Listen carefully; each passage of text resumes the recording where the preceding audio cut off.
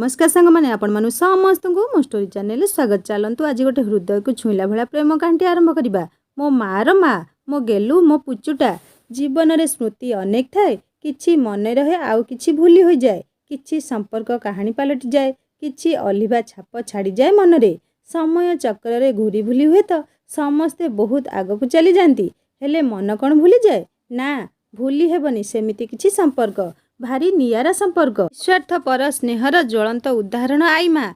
आलुरु बालुरु केश पाची पूरा झोट एकदम धला जेतेबेले तार डाकटी मो कानरे बाजे दौड़ी जाए मु ता पाखकू एई आशारे जाए से मो पाई किछि खाइबा जिनिस नहले मो मन पसंद किछि जिनिस धरी मते डाकुथिबो मामा ए मामा बोली रड़ी करी डाकुथिबो घर पिंढाटारे बसी जदि मु न शुणिबी तेबे आरंभ हेबो तार गाली हइलो ए छतर खाई सासू खाई आलो कुआड़े गलु ए मामा एतिकी कहला बेले गाल दुईटी तार पशि जाउथाए पान खिलिटे पकाई ओठ गुड़ा गोटापणे नाली डाक तार मो कानरे बाजिले मु जेउठी भी थाए दौड़ी आसे से मोर आई माँ बयस 75 टपिबणी हेले मन तार बड़ चंचल घरटा भितरे मु एते बड़ होला परे भी मो हातरे से कौनसी काम करई दिएनी भल भाबे अंटा सळखी न हेले भी घर ए मुंडरू से मुंड जाए बसी बसी झाड़ू करि पकाउथिबो केते मना करिबी तू बसुनु लो आई मु करदेबिनी तू कहीं एमिति बसी बसी झाड़ू करुछु बेसी कहले कहब मु केते बसिबी घरटारे लो मु भी टिके तते साहाଯ୍ୟ करिबी ना जोउठिकी जीव से प्रथमे सेठी देखिबो मो पसंद जिनिस कौन अछि कि नाही जदि थिबो तेबे आउ काहाकू पचारिबा दरकार पड़िबनी से जिनिस को हातरे नेई अंटीरे खुंजी चली जीवो। से दिन रमु दादा डाकिथिले आमको तांको घर को जीवा पाई तांको पुअर बाहाघर भोजी आई मते बहुत थर कहिथिबो आलुनु मो सह रमु दादा घर बढ़िया भोजीटाए करिसेंती मु मना कली ना मु जाई परिबिनी देखुछु आगकू 2 दिन परे परीक्षाटा अछि कहूची कोन ना चल भोजी खाइबाकू आई मो मुह देखि जानी सारलानी मोर रमु दादांको भोजी को जीवाकू इच्छा नाही मुहटाकू फुलेई कहला हाँ एबे जा ना भोजी को भल मंद जहा टिके खाई थांतु पछरे मो सह लागिबू आई आजी गड़िस माछ झोल करदे काली भल बड़ी तियण करदे एबे भोजीटाकू जीवाकू डाकिले तते इच्छा होनी मु सबु शुणी चुप रहिली किए आउ ए बुढ़ी सांगरे लागुची कहिल जो कथा कहूथिबो सेइटाकू घोषी होउथिबो मुंड खाईदेबो ए बुढ़ीटा तथापि आहुरी से मते देखेई देखेई कहूताए भाउज कहूतले मते तांको भोजीरे माछ झोल सांगकू टमाटर आई आहुरी मिठा केते कौन कहिसंती से चाहुथिला मु केमिति भी भोजी को जाई किछि खाई आसीबी विरक्त लागला मते मु दांड अगणा को चलीगली पढ़िबाकू तार 2 दिन सरिकी भोजी रमु दादार से दिन भोजी को आई चली जीव बोली ऊपर ओली मो पाई भात सांग को छणा आउ पांपड़ रखी रोसई घरे चलीगला जाऊ जाऊ कहीदे गला हे मामा शिकारे जंतुणी पिठा आउ रोसई घरे खाइबाकू रखी देइछि खाइकी शोई पड़िबू मु हाँ कहली से पुणी पछकू फेरी आसिला कहला निदरे शोइबुनी मु डाकिले कबाट खोलिबू राति 11टा हेबो आई आसी कबाट बाड़िला मु निद आउली बाउली कबाट खोली आसी फेरे खटटा ऊपर लत किना गड़ी पड़ली बुढ़ी के आउ मोते शुएई दिए खाली मो हाथ दुईटा को धरी टाणी लागिछि मामा उठू देख कौन आनिछि तो पाई टिके उठू टिके खाइदे फेरे होइबू मु आउ तोते उठेइबिनी मु विरक्त हेउथाए रागरे कहूताए उठेइबिनी कही 10 थर तो उठेई सालुनी मते सुआई देबुनी आउ तू मते मु केमिति सोई पड़ी थांती आउ बुढ़ी मोर हाथ गोड़ भिड़ी उठेला जेमिति भी खट ऊपर दांत कड़मड़ करथाए बसी राति 11 कि 12 बाजिलानी से मते माछ खुआइबारे व्यस्त कंटा काढ़ी रागरे थू थू हेउथाए मु तथापि से मते खुआइबारे व्यस्त थाए कि आश्चर्य सकाळ मु घर छाड़ी चली जाउछि जेमिति आउ खट ऊपर ही मो पाटी धुआ धुई करी आई चलीगला शोइबाकू मो आई विषय एते कहिबार तात्पर्य होउछि से थिला मो बापा माँ भाई आउ सबु किछि पिला दिनरु केबे जन्म कला मार मुह भल भाबे देखिछि कि नाही मने नाही मोर हेले मो आई को देखि मु भाबे मो बोउर मुह भी ठीक मो आई भली होइथिबो बोधे बापा माँ पाखरे न थाई भी मो आई छुआठू आरंभ करी बड़ हेबा पर्यंत मते जे केमिति पाळिथिला से कथा भाबिले मो आखिरे एबे भी लुह आसी जाए मु आई को बारंबार पचारछि मो बो विषय हेले से सबु बेले किछि ना किछि बहाना करी से कथा को टाळिबाकू चेष्टा करथिला छोट थिली चुप रहुथिली आईर स्नेह पाई मु माँ बापा नथिबार दुख केबे अनुभव करिनी आई मते केबे ताहा अनुभव करिबाकू भी देइनी मु बड़ हेली स्कूल ले पाद पकैली सेठी मु जाई देखे समस्तंकर बापा माँ स्कूल छाड़िबाकू आसंती समस्ते माँ विषय केते कौन कहती मोते शुणिले भारी कांद लगुला भाबिली ଆଜି ଯେମିତି ବି ଯାଇ ଆଈକି ପଚାରିବି ମୋ ବୋଉ ଆଉ ବାବା କୋଉଠି ଅଛନ୍ତି ବୋଲି। ଘରକୁ କାନ୍ଦୁଣି ମାନ୍ଦୁଣି ହୋଇ ଚାଲି ଆସିଥାଏ ମୁଁ। ଆସି ଦୁମଦାମ ହୋଇ ଘରେ ବସି ପଡ଼ିଲି। ଆଈ ଆସି ମୋତେ ଖାଇବାକୁ ଡାକୁଥାଏ। ତଥାପି ମୁଁ ଗୁମ୍ ମାରି ବସିଥାଏ ଚୁପଚାପ ହୋଇ। ଫେରେ ଆଈ ଆସି ବଳେଇ ମୋତେ ଖାଇବାକୁ ଡାକୁଥିଲା। ମୁଁ କାନ୍ଦି କାନ୍ଦି କହିଲି, ଯଦି ଆଜି ତୁ ମୋ ବୋଉ ବାବା ବିଷୟରେ କିଛି କହିବୁନି ତେବେ ମୁଁ ନ ଖାଇ ଏମିତି ଏଇଠି ପଡ଼ି ରହିବି। ଆଈ ମୋତେ ଦେଖି ଚୁପଚାପ ହୋଇ ବସି ପଡ଼ିଲା ଚକା ପକେଇ। ବଲ ବଲ କରି ମୋ ମୁହଁଟିକୁ ଚାହିଁ ରହୁଥିଲା ଆଈ। କିଛି ସମୟ ପରେ ସେ ବି କାନ୍ଦିବାକୁ ଲାଗିଲା। ମୁଁ ତା ଆଖିର ଲୁହ ସହିପାରେନି। ସେଥିପାଇଁ ଭାବିଲି ମୁଁ କ'ଣ ଏମିତି ଭୁଲ କଥାଟିଏ ପଚାରି ଦେଲି କି ଆଈ ବସି କାନ୍ଦୁଛି। ସେ ଏଥର କହିବା ଆରମ୍ଭ କଲାଣି, ଆଈ ତୁ କାହିଁକି କାନ୍ଦୁଛୁ? ଲୁହ ପୋଛି ଦେ, ତୁ କାନ୍ଦେନି। ମୁଁ ଆଉ କେବେ ବୋଉ ବାବା କଥା ପଚାରିବିନି। ଏତିକି କହି ମୁଁ ଖାଲି ଆଈ ମୁହଁଟିକୁ ଦେଖୁଥାଏ। ମୁଁ ଚାଲିଗଲି ବାହାରକୁ। ହେଲେ ମୋ ବୋଉ ବାବା କୋଉଠି? ଏଇ ପ୍ରଶ୍ନ ମୋ ମନରେ ଘାଣ୍ଟି କଟି ହେଉଥାଏ। ଭାବୁଥାଏ କାହାକୁ ଆଉ ପଚାରିବି? ମାମୁଁଙ୍କୁ ପଚାରିଲେ ସେ ହୁଏତ କିଛି କହିବେ। ହେଲେ ମାମୁଁ ତ କାହିଁ କେତେ ଦୂରରେ ନୂଆପଲ୍ଲୀ, ଏଠାରୁ 50 କିଲୋମିଟର ହେବ। ତାପରେ ଭାବୁଥାଏ, ହଁ ସେଇଦିନ ଘରେ ହୋଇଥିବା ପାଟିତୁଣ୍ଡ ମୁଁ ସବୁ ଶୁଣିଛି। ମାମୁଁ ଆଉ ସେଥିପାଇଁ ବୋଧେ ଆଈ ଆଉ ମୋତେ ଦେଖିବାକୁ ଆସୁନାହାନ୍ତି। ସେଦିନ କାହା ସହ କଥା ହେଉଥିଲେ କେଜାଣି? କୋଉଦିନ ଏ ବୁଢ଼ୀ ମରିବ କେଜାଣି? ଶାନ୍ତିରେ ରଖେଇ ଦଉନି ଘରେ। ଯାହା ସମ୍ପତ୍ତି ଥିଲା ସବୁ ତ ଝିଅକୁ ଦେଇଦେଲା। ଆମ ପାଇଁ କଉଡ଼ିଟି ମଧ୍ୟ ନାହିଁ। ଖାଲି ୟାର ସେବା କରୁଥିବୁ। ତାପରେ ସେ ବାପା ମା ନଥିବା ଝିଅଟାକୁ ଗଣ୍ଠି କରି ବୁଲୁଛି। ଆଉ ବାକି ସମ୍ପତ୍ତି ତାରି ନାମରେ କରିବ।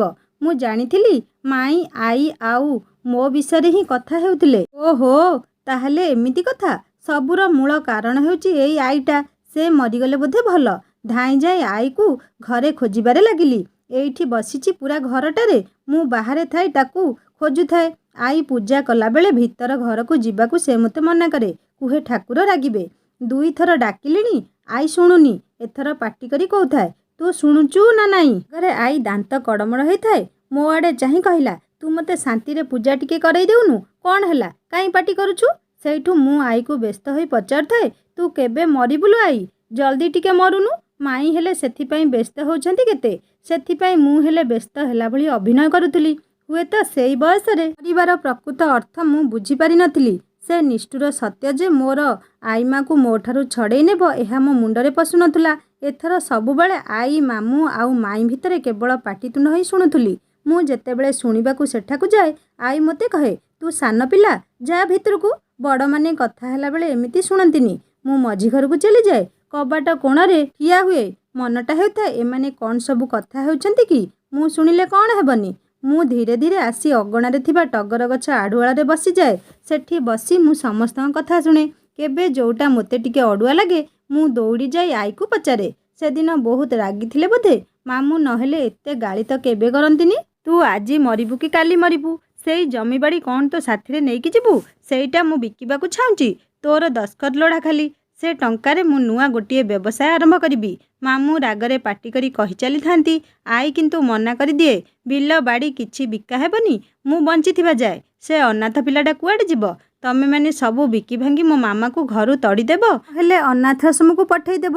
ଏଇଆ ତୁମମାନଙ୍କ ଯୋଜନା ନା? ମୁଁ ସବୁ ବୁଝିଛି। ଏଥର ମୁଁ ବୁଝିପାରୁଥାଏ ମୋତେ ବୋଧେ ଘରେ ମାମୁଁ କି ମାଇଁ କେହି ରଖିବାକୁ ଚାହାନ୍ତିନି। ଆହୁରି କାନ୍ଦ ଲାଗୁଥାଏ ମୋତେ। ଆଈ କି ମୋର ଚୁପ୍ ହୁଏ।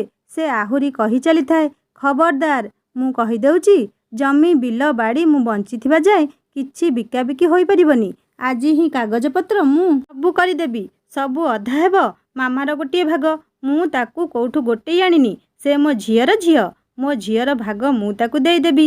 ଏଇ କଥା ଶୁଣି ମାମୁଁ ହାତ ଉଞ୍ଚେଇ ଦାନ୍ତ କଡ଼ମଡ଼ କରି ଆଈ ଆଗକୁ ଯାଉଥାନ୍ତି। ସବୁ ତୋର ନାଟ। ସେ ଝିଅକୁ ନେଇ କୋଉ ଅନାଥ ଆଶ୍ରମରେ ଛାଡ଼ି ଆସେ। ବାପା ମା ତ ପଚାରିଲେନି, ଆଉ ତୁ ଗଣ୍ଠିଧାନ କରି ରଖିଛୁ। ତଣ୍ଟିଆ ମାରି ତୋତେ ଆଉ ସେ ଝିଅକୁ ଦୁହିଁଙ୍କୁ ଘରୁ ବିଦା କରିଦେବି ଜାଣିଥା। ଯିବ। 2 ଜଣ ଯାକ ଯାଇ ରାସ୍ତାରେ ବସି ଭିକ ମାଗିବ। ଏତିକି କହି ମାମୁଁ ବାହାରକୁ ଚାଲିଗଲେଣି। ମାଇଁ ମଧ୍ୟ। ମୁଁ ଗଛ ପାଖରୁ ଆଈକି ଯାଇ ଭିଡ଼ି ଧରୁଥାଏ। ତା ବେକରେ ଓହଳି ମୁହଁକୁ ଚାହିଁ ରହିଲି। ସେ କାନ୍ଦୁଛି ବୋଧେ। ରାଗରେ ଚାହୁଁଥିଲି ମାମୁଁ ଆଉ ମାଇଁଙ୍କୁ। ସେମାନଙ୍କ ପାଇଁ ଆଈ କାନ୍ଦୁଛି। ଇଚ୍ଛା ହେଉଥିଲା ମୁଁ ବି ଯାଇ ସେମାନଙ୍କୁ ଗାଳି କରନ୍ତି। ରାଗରେ ଯାଉଥିଲି ମାଇଁ ପାଖକୁ। ଆଈ ମୋ ହାତଟାକୁ ଭିଡ଼ି ଧରି ମୋତେ ଯିବାକୁ ମନା କରୁଥିଲା। ବେଳ ସରିକି ସଞ୍ଜ ହେବାକୁ ବସିଲାଣି। ଗାଁ ମୁଣ୍ଡ ନେଳିଆ ପୋଖରୀକୁ ମିନୁ ଅପା ସହ ଚାଲି ଯାଇଥାଏ ମୁଁ। ସେଠି ସେ ବଂଶୀକଣ୍ଟା ପକାଉଥାଏ ଆଉ ମୁଁ ତା ପାଖରେ ବସି ଦେଖୁଥାଏ। କେତେବେଳେ ଯେ ସଞ୍ଜ ହୋଇ ଆସିଲାଣି ମୋର ଆଉ ସେ ଦିଗକୁ ଧ୍ୟାନ ନାହିଁ। ପଛରୁ କାଉଁ କାଉଁ କରି ଉଡ଼ି ଆସୁଥିବା ପକ୍ଷୀମାନଙ୍କ ଡାକରେ ବୁଲି ଦେଖୁଥାଏ ମୁଁ। ଅପା, ଏଇ ମିନୁ ଅପା, କେତେବେଳ ହେଲାଣି, ମୁଁ ଘରକୁ ଯିବି ଲୋ। ଆଈ ଗାଳି କରିବ। ସେ ମୁଁ କୁଆଡ଼େ ଗଲି ଭାବି ମୋ ବାଟ ଚାହିଁ ବସିଥିବ। ମୁଁ ଆଉ କେତେବେଳେ ଯିବି କହିଲୁ? ଧଇଁ ସାଇଁ ହୋଇ ମୁଁ ଦୌଡ଼ୁଥାଏ, ପଛରୁ ମିନୁ ଅପା ଚିଲଉଥାଏ, ରହ ମାମା, ପଡ଼ିଯିବୁ ତୁ, ଆଉ ଟିକେ ରହ, ସାଙ୍ଗ ହୋଇ ଯିବା। ମୁଁ ତା କଥା କାହିଁକି ଶୁଣିବାକୁ ଯାଇଥାନ୍ତି ଯେ ଆଈଠୁ ମୁଁ ଶୁଣିବି, ସିଏ ଶୁଣିବ ନା କ'ଣ? ଘର ପାଖରେ ପହଞ୍ଚିଲା ବେଳକୁ ମାଛି ଅନ୍ଧାର। ଘର ଭିତରକୁ ଦେଖୁଥାଏ ମୁଁ। ଆଈ ଯଦି ଦୁଆରେ ଠିଆ ହୋଇନଥିବ ତାହେଲେ ମୁଁ ଘର ଭିତରକୁ ଦୌଡ଼ି ଯାଆନ୍ତି ଆଉ ତାକୁ ମିଛ କହିଦିଅନ୍ତି ମୁଁ କୁଆଡ଼େ ଯାଇନି, ଏଇ ପିଣ୍ଡାରେ ଏକା ବସିଛି। ଭାରି ଅଡ଼ୁଆ ଲାଗୁଥାଏ ମୋତେ। ଘରେ କିଛି ଡିବିରି କି ବତି କାହିଁକି ଲାଗିନି? ଗମ୍ଭୀରି ଘରେ ପୁରା ଅନ୍ଧାର। ଏଇ ସମୟ ହେଲେ ମାଇଁ ନହେଲେ ଆଈ କେହି ବି ସଞ୍ଜବତୀ ଦିଅନ୍ତି। ଆଜି କ'ଣ କିଛି ନାହିଁ। ଧୀରେ ଧୀରେ କବାଟ ଖୋଲି ଆଗକୁ ବଢ଼ୁଥାଏ ମୁଁ। ମୋ ଫ୍ରକକୁ ଧରି କିଏ ପାଖକୁ ଟାଣି ଆଣିଲା। ସେଇ କୋଣରେ କୋଉଠି ଆଈ ଖୁନ୍ଦି ହୋଇ ବସିଛି। ମୁଁ ଦେଖିପାରିଲିନି ଅନ୍ଧାରେ। ଆଈ, ତୁ ଏ ପିଣ୍ଡା କୋଣେ କାହିଁ ବସିଛୁ? ଆସୁନୁ, ମୋତେ କ'ଣ ଖାଇବାକୁ ଦେଇଦେବୁ। ଆଈ ମୋତେ ମନା କଲା ଘର ଭିତରକୁ ଯିବାକୁ। ମୁଁ ଆଈ ପାଖରେ ବସି ପଡ଼ିଲି। ଆଈ ଚୁପ୍ ହୋଇ ବସିଛି। ମୁଁ ତାକୁ ଦେଖୁଥାଏ। 2 ଘଡ଼ି ହେଲାଣି। ଭାରି ବିରକ୍ତ ଲାଗୁଥାଏ ମୋତେ ବସି ବସି। ଘର ଆଡ଼େ ଅନଉଥାଏ, ଉଠି ଠିଆ ହେଉଥାଏ, ପୁଣି ବସୁଥାଏ। ଆଈ କି କହିଲି, କ'ଣ ହେଇଛି ଆଈ? ଆମେ କ'ଣ ଘର ଭିତରକୁ ଯିବାନି କି ଆଈ? କେତେ ସମୟ ଏଠି ବସି ରହିଥିବା? ତୋତେ ମନା କଲି ପରା ଭିତରକୁ ଯିବାକୁ। ତାପରେ ମୁଁ ଯାଇ ବୁଝିଲି ମାମୁଁ ମୋତେ ଆଉ ଆଈକୁ ଘର ଭିତରକୁ ଯିବାକୁ ମନା କରିଛନ୍ତି। ଆଈ ବୋଧେ ଦିନଟା ଯାକ ଖାଇନି କି କ'ଣ। ଅଣ୍ଟିରୁ କାଢ଼ି ସେ ମୋତେ ଆଠିଣ୍ଟାଏ ଦେଲା। କହିଲା, ଯା ଛୋଟି ବୋଉ ଦୋକାନରୁ ଯାଇ କିଣିକି କ'ଣ ଆଣି ଖାଇଦେବୁ। ମୁଁ ଫେରେ ଆଈକୁ ଧରି ଝିଙ୍କୁଥାଏ। କ'ଣ ହେଇଛି କହୁନୁ? ମାମୁଁ ତୋତେ କ'ଣ କହିଲେ କି? ସେତେବେଳେ ଦେଖୁଥାଏ ମୁଁ କବାଟ ଖୋଲି 2 ଗଣ୍ଠିଲି ଉପାଡ଼ି ଦେଇ ମାଇଁ ଭିତରକୁ ଚାଲିଗଲେ। ଆଈ କହିଲା, ଆମେ ଆଉ ଏଠି ରହିବାନି, ଆମେ ଆଉ ଏକ ଗାଁକୁ ଯାଇ ରହିବା। ମୁଁ ମନେ ମନେ ଭାରି ଖୁସି ହେଉଥାଏ। ଯାହା ହେଉ, ମୋତେ ଏଇ ଗାଁରେ ରହିବାକୁ ପଡ଼ିବନି। ଯେତେବେଳେ ଦେଖ ଖାଲି କଳିଗୋଳ ଆଉ ପାଟିତୁଣ୍ଡ। 2ଟା ଗଣ୍ଠିଲିରୁ ମୋର ଆଉ ଆଈର ପୋଷାକ ସାଇତି ରଖୁଥାଏ ସେ ଅନ୍ୟ ଏକ ମୁଣିରେ। ହାତରେ ଗୋଟିଏ ଡିବିରି ଆଉ କାଠି। ରାତି ଯେ କେତେକ ହେବଣି ମୋର ମନେ ନାହିଁ। ପାହାନ୍ତିଆ ହେବାକୁ ଆହୁରି ବାକି କେତେ ଘଡ଼ି। ରାତି ଯାକ ପିଣ୍ଡାଟାରେ ବସି ଆଈ ଆଉ ମୁଁ ବାହାରିଲୁ ପୋଖରୀ ହୁଡ଼ା ଦେଇ ରତ୍ନପଲ୍ଲୀ ଗାଁକୁ। ପୋଷାକ ଗଣ୍ଠିଲିଟା ଆଈ ଧରିଥାଏ ମୁଣ୍ଡ ଉପରେ, ଆଉ ଡାହାଣ ହାତରେ ଡିବି ଆଉ ନିଆଁ କାଠି। ତାର ବାମ ହାତକୁ ଧରି ରାସ୍ତାରେ ଆଗେଇ ଚାଲିଥାଏ ମୁଁ। ଆଈ, ଆମେ କେତେବେଳେ ପହଞ୍ଚିବା? ଆମେ କ'ଣ ମାମୁଁଙ୍କ ପାଖକୁ ଆଉ କେବେ ଆସିବାନି? ସବୁଦିନ ପାଇଁ ଯାଉଛେ କି ଆମେ? ଏମିତି କେତେ କ'ଣ ପ୍ରଶ୍ନ ମୁଁ ଆଈକୁ ପଚାରି ଚାଲିଥାଏ। ଆଈ ମୋ କଥାରେ କୌଣସି ଜବାବ ଦେଉନଥାଏ। କେବଳ ଏତିକି କହୁଥାଏ, ଦେଖିକି ଚାଲ ତଳକୁ, ହୁଡ଼ା ତଳକୁ ଖସି ପଡ଼ିବୁ। ଆଈ, ଆଉ କେତେ ବାଟ ଅଛି ଯିବାକୁ? ବାଟ କ'ଣ ସରୁନି? ମୋତେ ହାଲିଆ ଲାଗିଲାଣି। ମୋ କଥା ଶୁଣି ଆଈ କହିଲା, ଆଉ ଅଳ୍ପ ବାଟ। ହେଇ, ଗାଁ ଦେଖାଗଲାଣି ପରା। ମୁଁ ସେପଟକୁ ଦେଖି ରହିଥାଏ। କାଇଁ, ମୋତେ ତ କେଉଁ ଗାଁ ଦେଖାଯାଉନି। ଆଈ ଖଜା ଗୋଟିଏ ଆଣି ମୋ ପାଟିରେ ପୁରେଇଲା। ଏଥର ଚାଲ, ସରିଗଲେ ଆହୁରି ଖଜା ଦେବି। ଦେଖିବା ତୁ କେତେ ଆଗକୁ ଯାଇପାରୁଛୁ। ଏଥର ମୁଁ ଡେଇଁ ଡେଇଁ ହୁଡ଼ା ବାଟ ଯାକ ଚାଲୁଥାଏ। ଖଜା ଇଏ ପାଟିରୁ ନ ସରୁଣୁ ଆଉ ଗୋଟିଏ ଆଣି ମୋ ପାଟିରେ ଭର୍ତ୍ତି କରି ଦେଉଥାଏ। କିଛି ବାଟ ଗଲା ପରେ ମୁଁ ଦେଖିଲି କେହି ଜଣେ ସାଇକେଲ ଗଡ଼େଇ ଆଗକୁ ଆସୁଛି। ସେ ଆଈକୁ ଦେଖି ପଚାରିଲେ, ସର, ତୁ ଏତେ ରାତିରେ ଗାଁକୁ କୁଆଡ଼େ ଯାଉଛୁ? ଆଉ ଏ ଝିଅଟି ତୋ ସହ କିଏ? ତୋ ନାତୁଣୀ କି? ତାକୁ ଦେଖିବାରୁ ମୋ ଆଈ ଖୁବ୍ କାନ୍ଦିଲା। ଲୁହ ସଡ଼ ସଡ଼ ଆଖିରେ ସେ ମୋକୁ ହାତ ଦେଖାଇ କହିଲା, ସବୁ ଏଇ ପିଲାଟା ପାଇଁ। ସେ କୁଆଡ଼େ ଯିବ ଭାଇନା, ତାକୁ କୋଉଠି ଛାଡ଼ିବି ମୁଁ? ସେଥିପାଇଁ ଚାଲି ଆସିଲି। ହେଉ, ମୁଁ ସକାଳେ ଆସୁଛି, କଥା ହେବା, କହି ସେ ଚାଲି ଯାଉଥିଲେ। ରତ୍ନପଲ୍ଲୀ ଗ୍ରାମରେ ପହଞ୍ଚିଲା ବେଳକୁ ସକାଳ 7 ଘଡ଼ି ବାଜି ଯାଇଥିବ କି କ'ଣ। ଆଈ ଆଉ ମୁଁ ଜଣକ ଘର ପିଣ୍ଡାରେ ଅଟକି ଗଲୁ। ଆଈ କବାଟ ଖଡ଼ ଖଡ଼ କରୁଥାଏ। ମୁଁ ପିଣ୍ଡାକୁ ଛାଡ଼ି କିଛି ଦୂରକୁ ଛିଡ଼ା ହୋଇଥାଏ। କେହି ଜଣେ ଆସିଲେଣି କବାଟ ଖୋଲି। ମୁଁ ତାଙ୍କ ମୁହଁକୁ ବଲ ବଲ କରି ଅନଉଥାଏ। କେବେ ତ ୟାଙ୍କୁ ମୁଁ ଆଉ କୋଉଠି ଦେଖିନି। କିଏ ହେବେ କେଜାଣି? ଦେଖୁ ଦେଖୁ ସେ ସ୍ତ୍ରୀ ଲୋକଟି ଆଈକୁ ଭିଡ଼ି ଧରି କାନ୍ଦିବାରେ ଲାଗିଲାଣି। ଆଈ ମଧ୍ୟ କାନ୍ଦୁଥାଏ। ସ୍ତ୍ରୀ ଲୋକଟି ମୋ ଆଈ ବୟସର ହେବ। କୁଞ୍ଚୁ କୁଞ୍ଚିଆ କେଶ ସହ ମଥାରେ ଏତେ ବଡ଼ ନାଲି ଟିକିଲି, ଆଉ ପାଟିରେ ପାନ ଖଣ୍ଡେ। ନାଲିଆ ପାଟିରୁ ମେଞ୍ଚେ ପାନ ପିକ ପକେଇଲେ ସେ ପିଣ୍ଡା ଧାରରେ। ସେ ମୋତେ ଦେଖି ଭାରି ଖୁସି ହୋଇ ଗଲା ଭଳି ଜଣା ପଡ଼ୁଥିଲା। ହାତ ଧରି ମୋର କହି ପକେଇଲେ, ଆଲୋ ମୋ ମାମା। ଆଈ ଆଡ଼କୁ ଚାହିଁ ସେ ସ୍ତ୍ରୀ ଲୋକ ପୁଣି କହୁଥାନ୍ତି, ଇଏ ତୋ ନାତୁଣୀ ନା ସର? ତାଙ୍କ ଘର ଖଟିଆରେ ମୁଁ ଗଡ଼ି ପଡ଼ିଲି। ଓଃ, କି ଶାନ୍ତି! ରାତି ଯାକ ମୁଁ କ'ଣ କମ୍ ବାଟ ଚାଲିଛି କି? ତଳେ ଚଟାଣ ଉପରେ ସେ ଦୁହେଁ ବସିଥାନ୍ତି। ଗୋଟିଏ ଛୋଟିଆ ଗରାରେ ପାଣି ଆଣି ଥୋଇଦେଲେ ଘରର ମଝିରେ। ମୁଁ ଢକ ଢକ କରି ଏକା ନିଶ୍ୱାସକେ 2-3 ଗ୍ଲାସ୍ ପାଣି ପିଇ କହୁଥାଏ, ଆଈ, ଆଜି ମୋତେ କ'ଣ କମ୍ ବାଟ ଚଲେଇଛି? ଏତିକି କହି ଖଟରେ ଗଡ଼ି ପଡ଼ିଲି। ପୁଣି ଆଉ ଦୁହିଁଙ୍କର କଥା ଶୁଣୁଥାଏ ଶୋଇ ଶୋଇକି। ଆଈ କାଲି କାନ୍ଦୁଥାଏ। ସେମାନଙ୍କର କଥା ଭାଷାରୁ ମୁଁ ଯାହା ଜାଣିଲି, ସେଇ ସ୍ତ୍ରୀ ଲୋକ ଜଣକ ମୋ ଆଈର ଭାଉଜ ହେବେ। ଆଉ ଆମେ ରାସ୍ତାରେ ଆସିଲା ବେଳେ ଯାହାଙ୍କୁ ଭେଟିଥିଲୁ ସେ ହେଉଛନ୍ତି ମୋ ଆଈର ସମ୍ପର୍କୀୟ ଭାଇନା। ମୋ ଆଈ ତାଙ୍କୁ ଗୋପୀ ଭାଇନା ବୋଲି ଡାକୁଥିଲା। ଦାଣ୍ଡପଟରୁ ଜିଅନ୍ତା ଚିଙ୍ଗୁଡ଼ି ଢାଳରେ ଧରି ସେ ଡାକୁଥିଲେ, ଝିଲି ବୋଉ, ଏଗୁଡ଼ା ନେ ଝୋଳ କରିଦେବୁ। ମାମା ଆଉ ସର ଖାଇବେ। ଏଥର ସପ ଉପରେ ବସି ପଡ଼ିଥିଲେ ଗୋପୀ ଭାଇନା ମଧ୍ୟ। ମୁଁ ତାଙ୍କୁ ଅଜା କହି ଡାକିବାକୁ ଲାଗିଲି। ଗୋପୀ ଅଜା ପଚାରି ଚାଲିଥାନ୍ତି, କ'ଣ ହେଲା ସର, ତୁ ରାତି ଅଧରେ ନୂଆପଲ୍ଲୀ ଛାଡ଼ି ଚାଲି ଆସିଲୁ? ଘରେ ପୁଅ ବୋହୂ କିଛି କହିଛନ୍ତି କି? ତୁ ଏମିତି ହଠାତ୍ ମାମାକୁ ଧରି ଏଇଠି? ସବୁ କୁଶଳ ତ? ତୁ ନରେଶ ହାତରେ ଯେଉଁ ଖବର ପଠେଇଥିଲୁ ମୁଁ ପାଇଲି। ଭାବିଲି ତୁ ଆସିଲେ ତୋତେ ଭଲ ଭାବେ ପଚାରିବି। ସେଇ ବାହାର ଲୋକଟାକୁ ମୁଁ କାହିଁ ପଚାରିବି କହିଲୁ? ଗୋପୀ ଅଜାଙ୍କର ଏତିକି କଥା ପାଟିରୁ ନ ସରୁଣୁ ଆଈ ମୋର କହିବାରେ ଲାଗିଥିଲା, ମୁଁ ଅଘରୀ ଭିକାରୁଣୀ ହୋଇଗଲି ଭାଇନା। ମୋତେ ନାରାୟଣଟା କୁଆଡ଼କ କଲାନି। ତାକୁ ପୁଅ କରି ଜନ୍ମ କରିଥିଲି କ'ଣ ଏଇ ଦିନ ଦେଖିବାକୁ? ମୋତେ ଘରୁ ବାହାରି ଯିବାକୁ କହିଲା। ଖାଇବାକୁ କି ପିଇବାକୁ ଦେଲାନି। ବୋହୂଟା ମୋ ଉପରେ ଜବାବ ଦେଲା। ଲୁଗାପଟା ମୋର ଆଉ ମାମାର ଫୋପାଡ଼ି ବାହାରକୁ ଘରୁ ବାହାରି ଯିବାକୁ କହିଲା। 2 ଦିନ ହେଲାଣି ପାଟିକୁ ଦାନା ଟିକେ ଆଉ ଯାଇନି ମୋର। ସେଇ ପିଲାଟାକୁ କ'ଣ ଉପାସରେ ରଖି ଭାବି ତାକୁ କିଛି ଖାଇବାକୁ ଦେଇଥିଲି? ମୋ ଆଡ଼କୁ ହାତ ଦେଖେଇ କହୁଥିଲା ଆଈ। କିନ୍ତୁ କ'ଣ ହେଲା? ଭାଉଜ କହି ଗୋପୀ ଅଜାଙ୍କର ସ୍ତ୍ରୀ ପଚାରୁଥାନ୍ତି, ଏତେ ଦୂର କଥା ଗଲା କାହିଁକି? କିଛି ନାଇଁ ଲୋ ମାଧବୀ, ସବୁ ସେଇ ସମ୍ପତ୍ତି ପାଇଁ ନାଟ ଚାଲିଛି। ଟୋକାଟା ପୁରା ମାଇପ ବୋଲକରା। ସେ ଯେତିକି ଜ୍ଞାନ ଦେଉଛି, ଇଏ ମୋ ପୁଅ ଖାଲି ସେଇ ବାଟରେ ଚାଲୁଛି। 10 ମାସ ହେଲାଣି ନାରାୟଣଟା ମୋ ପଛରେ ଲାଗିଛି। ବିଲବାଡ଼ି ଯେତେକ ବିକି ଭାଙ୍ଗି ଖାଇବ, ତାକୁ ମୋ ସନ୍ତକ ଲୋଡ଼ା। ମୁଁ ମନା କଲାରୁ ମୋତେ ଧମକ ଚମକ ଆଉ ଗାଳିଗୁଲଜ କରୁଛି। ମାମାକୁ କୋଉଠି ଅନାଥ ଆଶ୍ରମରେ ଛାଡ଼ି ଆସିବାକୁ କହୁଛି। ତାର ବାପା ମା କେହି ନାହାନ୍ତି। ମୁଁ ତାକୁ କୋଉଠି ଛାଡ଼ିଦେବି କହିଲୁ? ସେ ପୁଣି ନିଜ ନାତୁଣୀ। ମୋତେ କ'ଣ ଧରମ ସହିଥାନ୍ତା କି? 4 ଦିନ ତଳେ ମୋତେ ଘରୁ ବାହାରି ଯିବାକୁ କହିଲା। ମୋର ଏଇ ଘର ଆଉ ଜମିବାଡ଼ି ସବୁ ବିକା ସରିଛି ବୋଲି ସାହୁ ଜମିଦାର ଘରୁ ଶୁଣିଲି। ସେଦିନ ମୁଁ ଜାଣିଲି ଏ ନାରାୟଣଟା ମୋର ନକଲି ଦସ୍ତଖତ କରି ଜମିବାଡ଼ି ସବୁ ବିକି ଦେଇଛି, ଆଉ ଘର ଖଣ୍ଡକ ମଧ୍ୟ। ସେ ତା ସ୍ତ୍ରୀ ସହ ତା ବାପ ଘରକୁ ଯାଇ ରହିବ। ସେଠି ଘର ଜ୍ୱାଇଁ ସାଜିବ। ଆହା, କେତେ ପ୍ରଶଂସା ଲୋ। ସେଇଠୁ କ'ଣ ହେଲା ଭାଉଜ? ପଚାରୁଥାଏ ମାଧବୀ ଆଈ ମୋ ଆଈକୁ। ଆଈ ସାହସ ପାଇ କହୁଥାଏ, କ'ଣ ଆଉ ହେବ, ମୋ ମୁଣ୍ଡକୁ ପିତ୍ତ ଚଢ଼ିଗଲା। ମୁଁ ଯେତେବେଳେ ଜାଣିଲି ମୋ ସନ୍ତକ ନେଇ ସେ ବିଲବାଡ଼ି ବିକିଛି, ରଡ଼ିଟାଏ କଲି ସେ ଘରେ। କୁଳାଙ୍ଗାର, ତୁ କେମିତି ମୋଠୁ ପୁଅ ହୋଇ ଜନ୍ମ ହୋଇଥିଲୁ? ଏତେ ବଡ଼ ବିଶ୍ୱାସଘାତକ କାମ କେମିତି କଲୁ? ପୁଅ ବୋହୂ 2 ଜଣ ହାତ ଉଞ୍ଚେଇ ମୋ ଉପରକୁ ଆସିଲେ ଘରୁ କାଢ଼ିଦେଲେ। ସେ ଘର ମୋ ସ୍ୱାମୀଙ୍କର ମାନଙ୍କର କି? କହି ସର ଆଈ ଖୁବ୍ ଜୋରରେ କାନ୍ଦିବାକୁ ଲାଗିଲା। ତାକୁ ସାନ୍ତ୍ୱନା ଦେଉଥିଲେ ମାଧବୀ ଆଈ ଆଉ ଗୋପୀ ଅଜା। ଆଉକିନା ମୋ ନିଦ ଭାଙ୍ଗିଗଲାଣି। ଏଇ ରାତି ପାହାନ୍ତିରୁ ଘରଟାରେ କିଏ ଏତେ ଜୋରରେ ଖଡ଼ ଖଡ଼ କରୁଛି? ଆଉ ସେଜରେ ବସି ଦାଣ୍ଡପଟକୁ ବୁଲି ଦେଖୁଥାଏ। ଏବେ ଯାଏଁ ସକାଳ ହୋଇନି। ମୋ ଆଈ ଆଉ ମାଧବୀ ଆଈ ଦାଣ୍ଡପଟେ କ'ଣ ସବୁ କଥା ହେଉଛନ୍ତି।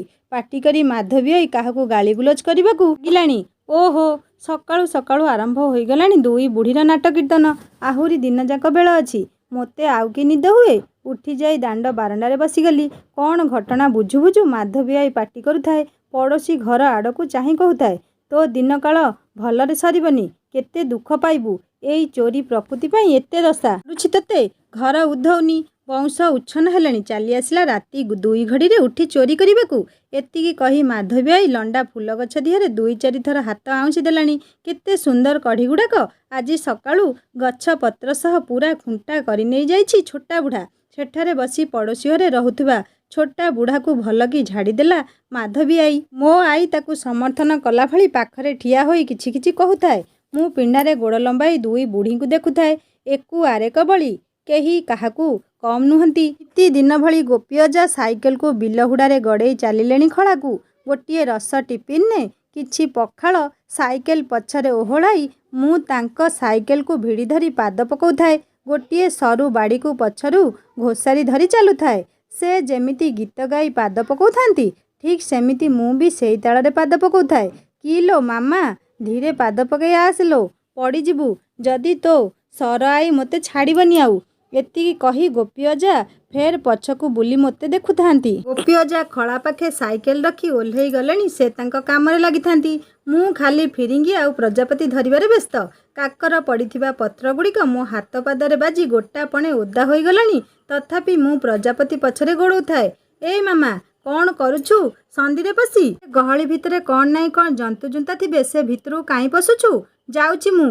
ए माँ सर आईटा केतेबेले आम पछरे खलाकू चली आसलानी जे मते पाटी कलानी जल्दी से बुदारू बाहरी मु बाहरी आसुथाए कौन गोटाए खाइबा धरी आसीची बोधे कंसारे आई मध्य गोपी अजांक सह मिसी काम करिबारे लागिगलानी नड़ा आउ पाळकू अदा करी मुंडरे बोही नेउथाए आई थाउ लो सर मु करिदेबी तू एमिति काम करिबाकू झपटी जाउछु काहींकी कहूथुले गोपी अजा मो आई तांक आड़े बुली कहिलानी हाँ भाईना टिके साहाଯ୍ୟ କରିଦେବି तुमको तुमे एई मामाटा पाई आउ मो पाई केते करूछ जे भाईना कहले गोटे कथा कहिबी तुमे जदि मो पाई आउ कोठी काम बुझी दियंत तबे भल हुंता ए पिला ताकू पुणी पढ़ेबी ना नहीं किछि टंका पैसा भी जोगाड़ होई पारंता आउ आमे आईना तुणी तुम उपरे केते दिन तुम उपरे बोझ हेबु कहिलो कांद कांद होई कहूतला मो आई गोपी अजा कहले एमिति कौन कहूचुलो सर एका माँ पेटर भाई भौणी नहेले मध्य मु तोते निज भौणीठू अधिक भाविची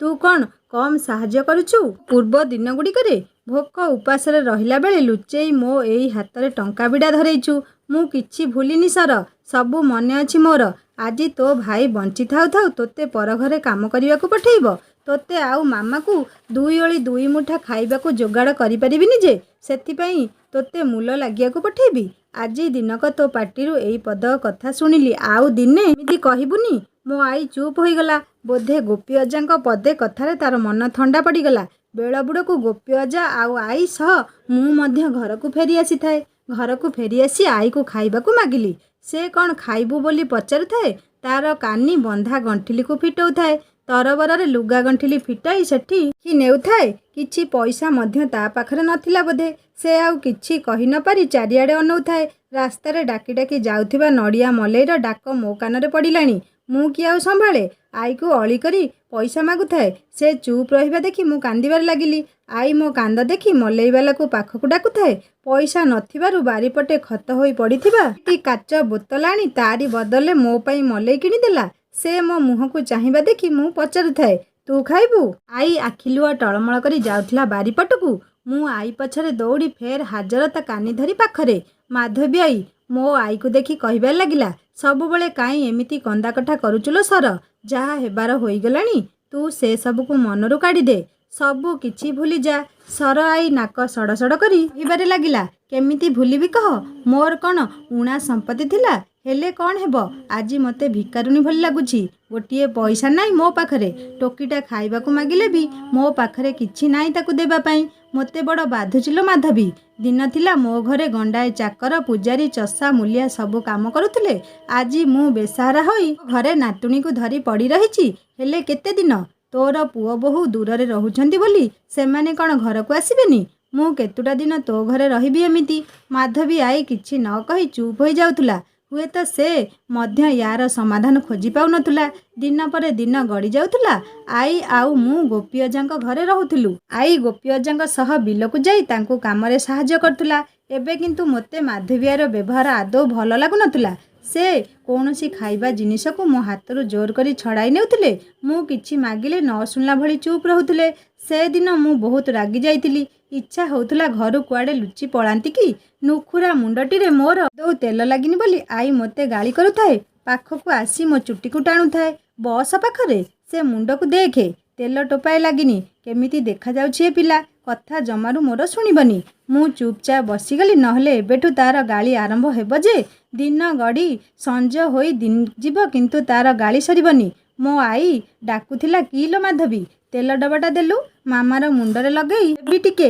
मुह उपरे कहिदेला माधवी आई तेल डबा किछि नाइलो सर एतिकी माधवीयार पार्टीरू न सरुणु मु कहिबारे लागिली मिछ कहनी से कण गोछा भाड़ी पाखे तुमे निजे आज सकाळे रखिथिल मु सबु देखिची एतिकी कही दौड़ी गली तेल डबा आनिबाकू माधवी आई मो पछरे दौड़ी गला आउ कहिला ए उदंडीर बड़ साहस मु तो पई रखिथिली एठी की कही से छड़ेई नेले से डबाटीकू मोते भारी राग लागुथाए मु आई को कहली आई एठी आउ रहिबानी आमे चालो पळेइबा तू एठी रहिबु जदी मु आउ कुआडे चली जिबी आई मोर किछि कहु न थाए हेले मोते सेई घरे पूरा अणनिश्वासी लागुथाए मु जहा कहिले कि मागिले माधवी आई मो ऊपर को चिल्लेई आसुथिला मु माधवी आई कहिबा खेणी बिलकू जाई खाइबा देई आसुथिली जिनिस देई आसुथिली घरर सबु कामरे माधवी आई को साहाଯ୍ୟ करे हेले से खुशी हुएनी बरं मोर भूल खोजिबाकू बाहाना करे କିନ୍ତୁ ପ୍ରତିବଦଳରେ ଖାଇବା ପିଇବା ମଧ୍ୟ ମୋ ପାଇଁ ସମ୍ଭବ ହେଉନଥାଏ। ଦିନେ ଦିନେ ମୁଁ ଭାବେ ମୁଁ ଯେଉଁଦିନ ପ୍ରଥମ ମୋ ଆଈ ସହ ଆସି ଗୋପୀ ଅଜା ଘରେ ପାଦ ପକାଇଥିଲି ସେଦିନ କେତେ ଖୁସି ଥିଲା ମାଧବୀ। ହେଲେ ଆଜିକାଲି ମୋତେ ଦେଖି ସେମିତି ଖୁସି ସେ ହେଉନି। ମୁଁ ଆଉ ଆଈ ଯେମିତି ବୋଝ ପାଲଟି ଯାଇଛୁ ତାଙ୍କ ଉପରେ। ମୋତେ କାମ କରିବା ଦେଖି ଆଈ ସହିପାରେନି। ମୋ ହାତରୁ କାମ ସବୁ ଛଡ଼େଇ ନିଏ, ନିଜେ କରିଦିଏ। ଆଈ ଆଉ ମୋ ପାଖେ ସେଠି ରହିବା ଛଡ଼ା ଅନ୍ୟ ରାସ୍ତା ନଥିଲା। ଗୋପୀ ଅଜାଙ୍କ କଥା ମୋ ଆଈକୁ ସାହସ ଦିଏ।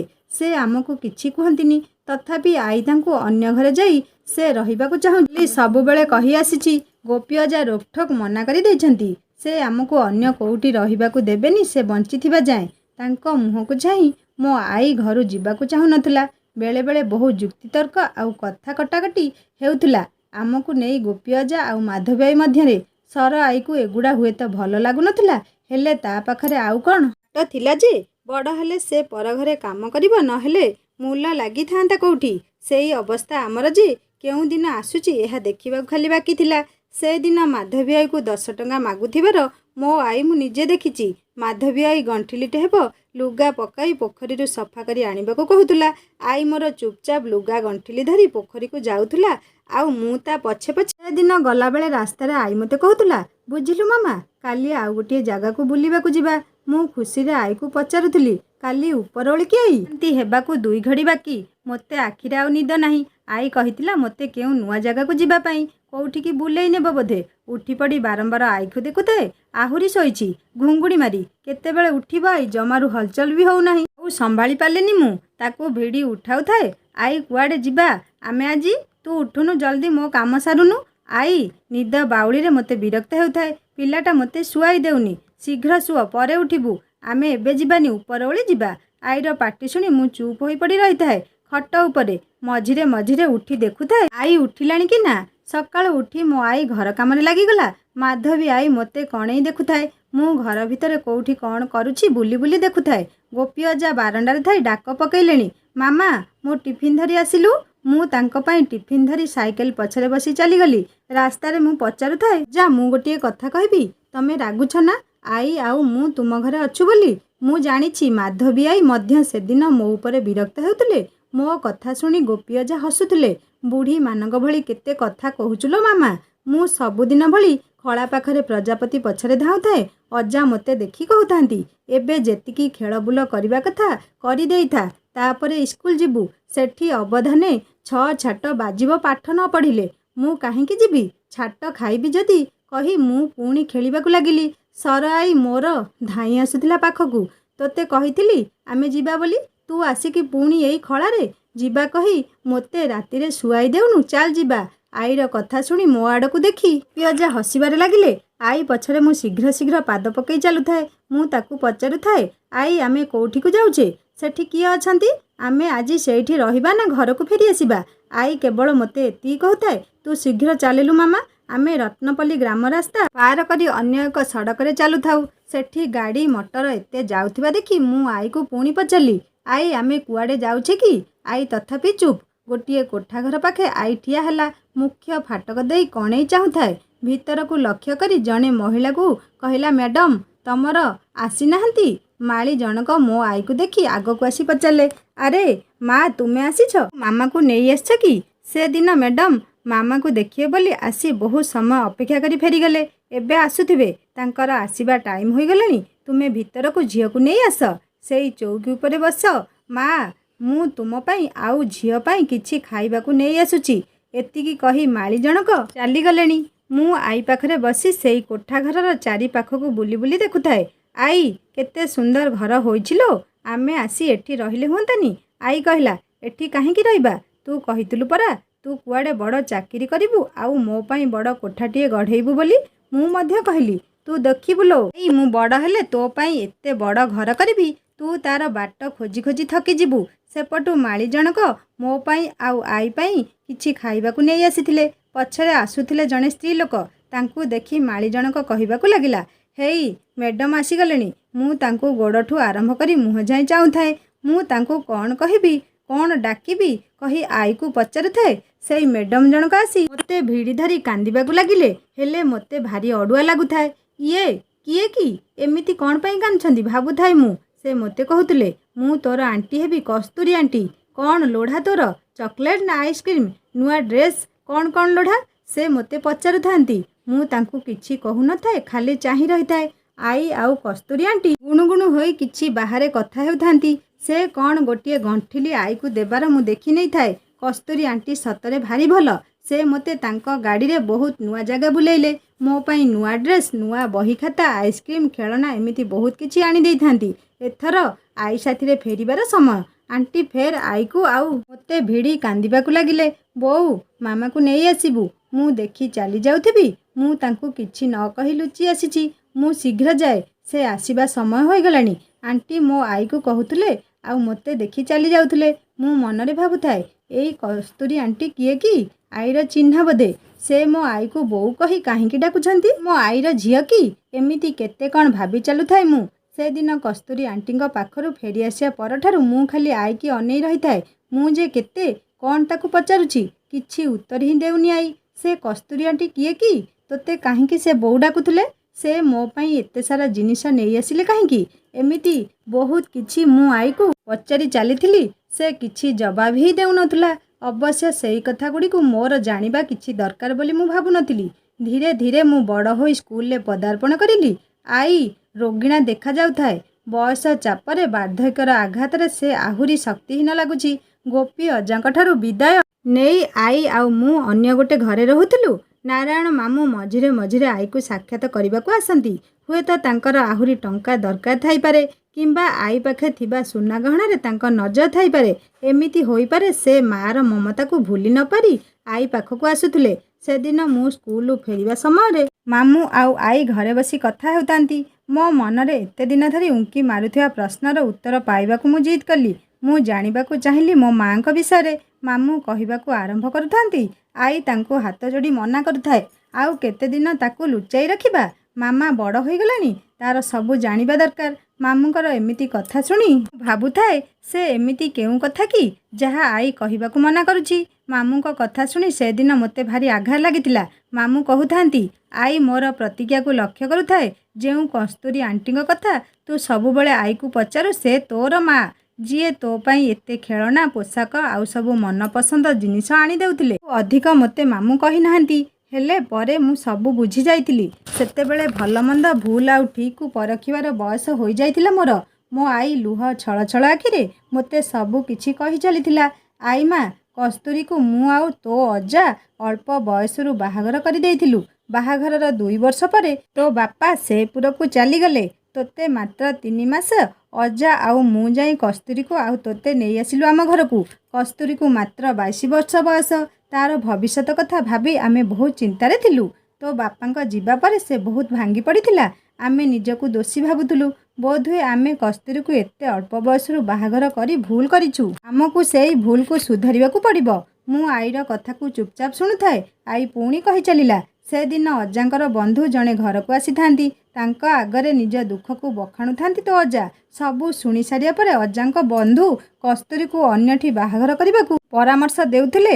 ତୋ ଅଜା ଆଉ ମୁଁ ପ୍ରଥମେ ରାଜି ନଥିଲୁ, କାରଣ ତୁ ମାତ୍ର 3 ମାସର ହୋଇଥିଲୁ। କିନ୍ତୁ ପରେ ଆମେ କସ୍ତୁରୀର ଭବିଷ୍ୟତ ପାଇଁ ଏମିତି କିଛି ନିଷ୍ପତ୍ତି ନେବାକୁ ବାଧ୍ୟ ହେଲୁ। କାରଣ କସ୍ତୁରୀ ଆଗରେ ପୁରା ଲମ୍ବା ଜୀବନ ପଡ଼ିଥିଲା। ଆଉ ଏତେ ବଡ଼ ଲମ୍ବା ରାସ୍ତା ସେ କ'ଣ ଏକାକୀ ଚାଲିବ? ଆମର କେତେ ଦିନ?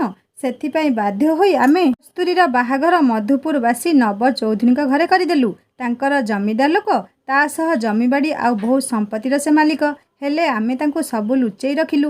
କସ୍ତୁରୀ ଯେ ବିବାହିତ ଆଉ ତାର ଛୋଟ ଛୁଆଟି ଅଛି, ଏକଥା ଆମେ ସେମାନଙ୍କୁ ଜଣେଇ ନଥିଲୁ। ସେମାନଙ୍କୁ ସେମିତି କିଛି ଜାଣିବାର ଆମେ ସୁଯୋଗ ଦେଇନୁ। ତୋ ଅଜା ଆଉ ମୁଁ ତୋତେ ମଣିଷ କରିବାର ଦାୟିତ୍ୱ ନେଲୁ। ହେଲେ କସ୍ତୁରୀ ତୋ ପାଇଁ ଝୁରି ହେଲା। ଖାଇବା ପିଇବା ଛାଡ଼ିଦେଲା। ତୋତେ ପାଖକୁ ନେବାକୁ ଜିଦ୍ କଲା। ଆମେ ତାକୁ ବୁଝାଇଲୁ, ଯଦି ସେମାନେ ସବୁ କିଛି ଜାଣିବେ, ତେବେ ମା ଆଉ ତୋତେ ଘରୁ ବାହାର କରିଦେବେ। ସେ ଦିନଠାରୁ ପ୍ରତି ମାସ ବ୍ୟବଧାନରେ ତୋର ମା ଆସେ ତାଙ୍କର ଅନ୍ୟ ଏକ ଘର ପାଖକୁ। ମୁଁ ତା ପାଖକୁ କେବେ ତୋତେ ସାଙ୍ଗରେ ନେଇକି ଯାଏ, ଆଉ କେବେ ଏକା ଚାଲିଯାଏ। କସ୍ତୁରୀ ଆଜି ମଧ୍ୟ ଆସୁଛି, କିନ୍ତୁ ତାଙ୍କ ଶାଶୁଘର କାହାରିକୁ ନ ଜଣେଇ। ଆଈ ଆଉ କିଛି ନ କହି ପାଟି ବନ୍ଦ କରି ଦେଉଥିଲା। ସେ ମୋର ଉତ୍ତରକୁ ଅପେକ୍ଷା କରି ରହିଥିଲା। ଆଈଠୁ ସବୁ ଶୁଣି ସାରିଲା ପରେ କସ୍ତୁରୀ ଆଣ୍ଟିକୁ ମୋତେ ଘୃଣା ଲାଗୁଥିଲା। ଏମିତି କ'ଣ କେହି କରେ? ବୋଧହୁଏ ସେଇ ପରିସ୍ଥିତି ସେମିତି ହୋଇଥିବ, ଯାହା ମୋର ଭାବନାରୁ ବାହାରେ। କାହିଁକି କେଜାଣି ମୋତେ ଭାରି ଅଡ଼ୁଆ ଲାଗୁଥିଲା। ଅନ୍ୟ କିଛି ମୁଁ ଭାବୁଥିଲି। ବାରଣ୍ଡାକୁ ଆସି ରାସ୍ତାର ଅନ୍ୟ ଦିଗ ଆଡ଼କୁ ମୁଁ ଚାହିଁ ରହିଥିଲି। ମୁଁ ବାହାରକୁ ହିଁ ଚାହିଁ ରହିଥାଏ। ଏତେ ସବୁ ଘଟଣା ଆଈ ମୋତେ ଲୁଚାଇ ରଖିଲା କାହିଁକି? କଷ୍ଟ ମଧ୍ୟ ଲାଗୁଥିଲା, ଦୁଃଖ ବି ଅନୁଭବ ହେଉଥିଲା। ଆଈ ମୋ ପଛରେ ରହି ମୋତେ ଦେଖୁଥିଲା। ସେ ବିକଳ ହୋଇ ମୋତେ ଚାହିଁ ରହିଥାଏ। ସବୁ କିଛି ଜାଣିସାରିବା ପରେ ବୋଧହୁଏ ମୁଁ ତାକୁ ଘୃଣା କରିବି, ତାଠାରୁ ଦୂରେଇକି ଚାଲିଯିବି। ଆଈ ମୋ ହାତ ଧରି ଝିଙ୍କି ନେଉଥିଲା ଘରକୁ। ମାମା, କ'ଣ ସେତେବେଳୁ ଠିଆ ହୋଇ ଭାବୁଛୁ ଯେ? କ'ଣ ଖାଇବୁ ଆସେ? ମୁଁ ତଥାପି ଚୁପ୍ ଥାଏ। ସେ ଅନ୍ୟମାନଙ୍କ ବିଷୟରେ କଥା ହେବାକୁ ଲାଗିଲା। ମୁଁ ଯେମିତି ମୋର କଥା ଭୁଲିଯିବି ମୋ ମନରୁ। ମୁଁ ସବୁ ବୁଝିପାରୁଥାଏ। ଆଈକୁ ଚାହିଁ କହିଲି, ମୋର କିଛି ଅଭିଯୋଗ ନାହିଁ ତୋ ଉପରେ। ମୁଁ କ'ଣ ତୋତେ ଛାଡ଼ି ଚାଲିଯିବି ତୁ ଭାବୁଛୁ? ଆଈ ମୁହଁ ଶୁଖେଇ ଚାହିଁ ରହିଲା। ମୁଁ ଛୋଟ ସମୟରୁ ଜାଣିବା ଦିନରୁ ଆଈ ପାଖରେ ଅଛି। ସେ ମୋ ପାଇଁ ବହୁତ କରିଛି। ନିଜେ ଭଲ ଭାବେ ନ ଖାଇ ମୋ ପାଇଁ ଖାଇବା ଯୋଗାଡ଼ କରିଛି। ମୋ ଅଳି ଅଝଟ ସବୁ ସହିଛି। ମୋ ପାଠପଢ଼ା ପାଇଁ ସେ ତା'ର କେତେ ଜିନିଷ ବିକ୍ରୟ କରିଥିବ ତା'ର ଠିକଣା ନାହିଁ। ଗୋଟିଏ କଅଁଳା ଛୁଆକୁ ମା' ପାଖରୁ ଆଣି ପାଳିବା ଏତେ ସହଜ କଥା ନୁହେଁ, ତା ମୁଁ ବୁଝିପାରିଛି। ସେଇ ଦିନଠାରୁ କସ୍ତୁରୀ ଆଣ୍ଟିକୁ ଦେଖିବାକୁ ମଧ୍ୟ ମୁଁ କେବେ ଯାଇନି। ମୋର ପଢ଼ା ସରିଯାଇଛି। ଭାଗ୍ୟ ଯୋଗକୁ ମୁଁ ଶିକ୍ଷୟିତ୍ରୀ ରୂପେ କାର୍ଯ୍ୟରତ। ସେଥିପାଇଁ ମଧ୍ୟ ମୋ ଆଈର ବହୁତ କିଛି ଦାନ ଅଛି। ସେ ତା'ର ସୁନାଗହଣା ଯାହା କିଛି ମୋ ପାଠପଢ଼ାରେ ଖର୍ଚ୍ଚ କରିଛି, ତା ସାଙ୍ଗକୁ ଜମିବାଡ଼ି ଧାର କରଜ ସବୁ କିଛି। ମୁଁ ସରକାରୀ କ୍ୱାର୍ଟରକୁ ଆଈକୁ ନେଇ ଚାଲି ଆସିଛି। ସେ ଦିନଠାରୁ ମାମୁଁ କି ମାଇଁ କେହି ମଧ୍ୟ ଆଈକୁ ଦେଖିବାକୁ ଆସିନାହାନ୍ତି। ଏମିତି କସ୍ତୁରୀ ଆଣ୍ଟି ବି ନୁହଁ। ସେ ମୋ ମା' ହେଲେ ମଧ୍ୟ ମୁଁ ତାଙ୍କ ବିଷୟରେ କେବେ ଜାଣିବାକୁ ଚାହିଁନି। ମୁଁ ଭାବି ନେଇଛି ଆଈ ମୋର ସବୁ କିଛି। ମା' ବାପା। ଆଈ ବହୁତ ରୁଗ୍ଣ ଦେଖାଯାଉଥିଲା। ଆହତ ବୟସର ଯନ୍ତ୍ରଣାକୁ ଅନୁଭବ କରୁଥିଲା। ତା'ର ଶରୀର ମଧ୍ୟ ଧୀରେ ଧୀରେ ଖରାପ ହେବାକୁ ଲାଗିଲା। ତଥାପି ସେ ମୋ ଚିନ୍ତା ମନରୁ ବାହାର କରିପାରୁନଥିଲା। ମୋର କେଉଁଠି ବାହାଘର ହେବ, ସେ ଦାୟିତ୍ୱ ମୁକ୍ତ ହୋଇଯିବ। ମୋ ଅଜାଣତରେ ସେ ତା'ର ଚିହ୍ନା ଜଣାରେ ମୋର ବାହାଘର ମଧ୍ୟ ଠିକ୍ କରିସାରିଥିଲା। ମୁଁ ବାହାଘରକୁ ଏଡ଼ାଇ ଦେଉଥିଲି ଏଥିପାଇଁ ଯେ ଯଦି ମୁଁ ଶାଶୁଘରକୁ ଚାଲିଯାଏ, ତେବେ ମୋ ଆଈର କ'ଣ ହେବ? ସେ କେଉଁଠି ରହିବ? ଆଉ ତା'ର ଦାୟିତ୍ୱ କିଏ ନେବ? ପରିସ୍ଥିତିରେ ବାଧ୍ୟ ହୋଇ ମୁଁ ଶାଶୁ ଘରକୁ ଚାଲି ଯାଇଛି। ମୋ ସ୍ୱାମୀଙ୍କୁ ଅନୁରୋଧ କରିଛି ମୋ ଆଈ ମା'ଙ୍କୁ ଆଣି ମୋ ପାଖରେ ରଖିବି। ତା'ର ମୋ ଛଡ଼ା ଆଉ କେହି ନାହାନ୍ତି। ମୋ ସ୍ୱାମୀ ମୋ କଥାକୁ ସମ୍ମାନ ଦେଇଛନ୍ତି। ଆଈକୁ ନେଇ ଆସିଛି ମୁଁ ମୋ ପାଖକୁ। ମୋ ପାଖରେ ରହି ସେ ମୋର ଆଉ ମୋ ଛୁଆର ମଧ୍ୟ ସେବା ଯତ୍ନ କରିଛି। ସେଦିନ ଫାଲ୍ଗୁନ ଶୁକ୍ଳ ପ୍ରତିପଦା। ଆଈ ଆଉ କଥା କହିପାରୁନଥାଏ। ନିଶ୍ୱାସ ନେବାରେ ସେ କଷ୍ଟ ଅନୁଭବ କରୁଥାଏ। ଗୋଡ଼ ହାତ ମୁହଁ ତା'ର ଫୁଲି ଆସିଥାଏ। ଦୀର୍ଘ 3 ଦିନ ଧରି ଏଭଳି ଅବସ୍ଥାରେ ସେ ରହିଥିଲା। ଆମେ ଡାକ୍ତରଙ୍କ ପରାମର୍ଶରେ ତାକୁ ଔଷଧ ଦେଉଥିଲୁ। ମୁଁ ଦିନ 10ଟା ବେଳକୁ ସ୍କୁଲ ଯିବାକୁ ବାହାରୁଥାଏ। ଆଈ ମୋ ହାତ ଧରି ଭିଡ଼ୁଥାଏ। ମୋତେ ଯିବାକୁ ଦେଉନଥାଏ। ତଥାପି ମୋତେ ଛୁଟି ମିଳିନଥାଏ। ମୁଁ ସ୍କୁଲ ଚାଲି ଆସିଲି। ଅପରାହ୍ନ 3ଟା ସମୟରେ ଘରୁ ମୋ ଆଈ ଆଉ ନାହିଁ ବୋଲି ଖବର ଶୁଣିଲି। ମୁଁ ଦୌଡ଼ି ଆସିବାକୁ ଚେଷ୍ଟା କରୁଥିଲି। ହୁଏତ ତାକୁ ମୁଁ ଶେଷ ଥର ପାଇଁ ଦେଖିପାରିବି। ଯଦି ସେ ମୋତେ କିଛି କହିବାକୁ ଚାହୁଁଥିବ। ମୁଁ ତରବର ହୋଇ ପହଞ୍ଚିଗଲି ଘରେ। ଆଈ ମୃତ୍ୟୁ ସମୟରେ ମଧ୍ୟ ସେଇ ଫାଟକ ଆଡ଼େ ମୁହଁ ବୁଲେଇ ଚାହିଁ ରହିଛି। ତାକୁ ଦେଖି ମୋ ଆଖିରୁ ଲୁହ ଧାର ଖସି ଆସିଲା। ସତରେ ସେ କ'ଣ ମୋ ପାଇଁ ଅପେକ୍ଷା କରି ଫାଟକ ଆଡ଼କୁ ଅନେଇ ରହିଥିଲା? ନା, ମୋର ଏହା ଏକ ଭାବନା। ମୋ ଆଈ ମା ସବୁଦିନ ପାଇଁ ମୋତେ ଛାଡ଼ି ଚାଲି ଯାଇଛି। ଏଇ ଦୁଃଖଦାୟକ ସତ୍ୟକୁ ମୁଁ ମାନି ନେଇଛି। ସେ ଆଉ ଫେରି ଆସିବନି ମୁଁ ଜାଣିଛି। ତଥାପି ତା'ର କଥା, ମୋ ପାଇଁ ସ୍ନେହ ସବୁବେଳେ ମୋ ଆଖି ଆଗରେ ନାଚି ଉଠୁଛି। ସବୁବେଳେ ସେ ମୋ ମନରେ ରହିଛି, ଆଉ ରହିଥିବ ମଧ୍ୟ। ସେ ମୋ ଆଈ ମା। ଆଜି ସକାଳୁ ତା'ର ଫୁଲମାଳ ପଡ଼ିଥିବା ଫଟୋକୁ କାନ୍ଥରୁ ତଳକୁ ନେଇ ଆସିଲି। ଇସ୍, କେତେ ଧୂଳି ଜମି ଯାଇଛି ତା ଫଟୋରେ। ଅନ୍ୟମନସ୍କ ହୋଇ ଭାବୁଥିଲି ସବୁ କିଛି, ଆଉ ଧୂଳିଗୁଡ଼ାକୁ ସଫା କରୁଥିଲି। ସାଙ୍ଗମାନେ, କାହାଣୀଟିକୁ ଏଠି ସମାପ୍ତ କରୁଛି। ସତରେ କାହାଣୀଟି ଭଏସ୍ ଦେଲାବେଳେ ମୋ ଆଖିରୁ ବି ଲୁହ ଚାଲି ଆସିଲା। କାହାଣୀଟି କେମିତି ଲାଗିଲା ମୋତେ ନିଶ୍ଚୟ କମେଣ୍ଟ କରି ଜଣାଇବେ। ଆଉ ଯଦି ଭଲ ଲାଗିଥାଏ ଲାଇକ୍ ଟିକେ କରିବେ, ସାଙ୍ଗମାନଙ୍କ ସହିତ ସେୟାର କରିବେ। ଆଉ ଯଦି ମୋ ଚ୍ୟାନେଲରେ ନୂଆ ଅଛନ୍ତି ତାହେଲେ ସବସ୍କ୍ରାଇବ୍ କରି ବେଲ୍ ଆଇକନ୍ ଦବାଇ ଦେବେ। ଯାହାଫଳରେ ମୁଁ ନୂଆ ନୂଆ କାହାଣୀ ଅପଲୋଡ଼ କଲେ ଆପଣମାନଙ୍କ ପାଇଁ ନୋଟିଫିକେସନ୍ ସର୍ବପ୍ରଥମେ ପହଞ୍ଚିବ। କାହାଣୀଟିକୁ ଆପଣମାନେ ସର୍ବପ୍ରଥମେ ପଢ଼ିପାରିବେ ଓ ଶୁଣିପାରିବେ। ଏବେ ମୋତେ ବିଦାୟ ଦିଅନ୍ତୁ। ପୁଣି ଆସିବି ଆଉ ଗୋଟେ ନୂଆ କାହାଣୀ ନେଇ। ରହୁଛି। ନମସ୍କାର। ଜୟ ଜଗନ୍ନାଥ।